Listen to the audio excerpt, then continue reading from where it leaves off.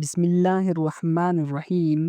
حدیث نبی صلی اللہ علیہ وآلہ وسلم حضرت ابو موسیٰ اشعری رضی اللہ عنہ سے روایت ہے، رسول پاک صلی اللہ علیہ وآلہ وسلم نے فرمایا: اے ابو موسیٰ، اگر تم مجھے دیکھتے جب تم رات کو تلاوت کر رہے تھے تو میں تمہارے قریب ہی کھڑا تھا اور تمہیں سن رہا تھا۔ تمہیں داؤد علیہ السلام کی آواز جیسی خوبصورت آواز دی گئی ہے۔ صحیح بخاری حدیث نمبر 5048۔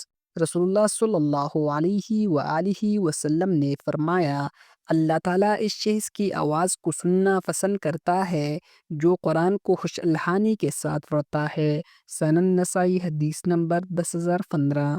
حضرت براء بن عازب رضی اللہ عنہما بیان کرتے ہیں، رسول پاک صلی اللہ علیہ وآلہ وسلم نے فرمایا: قرآن کو اپنی آوازوں سے زینت دو، کہ ان کی اچھی آواز قرآن کی خوبصورتی کو بڑھا دیتی ہے۔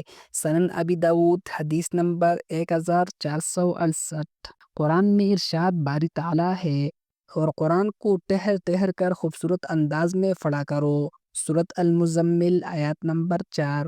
اگر آپ کو حدیث اور قرآن سننا پسند ہے تو ہمارے چینل کو سبسکرائب کریں اور اس پیغام کو صدقہ جاریہ سمجھ کر شیئر کریں۔